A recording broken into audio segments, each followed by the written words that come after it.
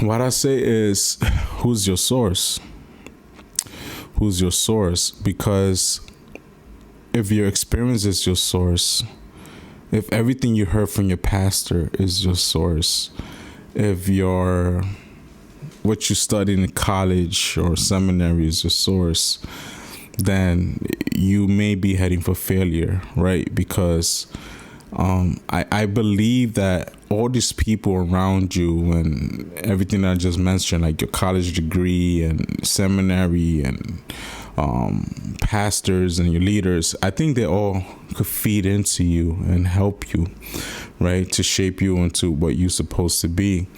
But if your source is not God, right, then you're always going to feel like you don't have enough to give, like you can't, like, you're useless basically, right? But when you are connected to God, and God is your source, when God is the one who has poured into you, and he is the one to pour into you, it's gonna be rare for you to feel that way. But at the same token, you could always feel like you don't have enough to give when you're serving.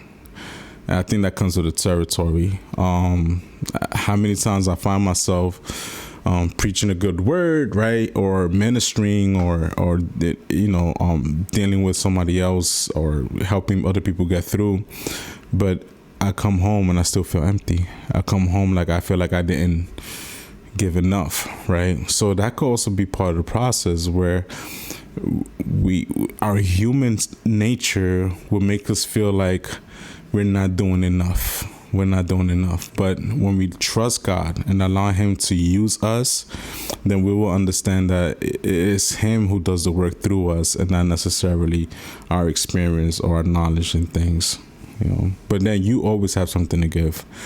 There's a purpose, there's a reason why God created you. And when you tap into that and begin to, I believe that one of the things that we may be missing is just this generation is pushing hard into the presence of God until we hear something.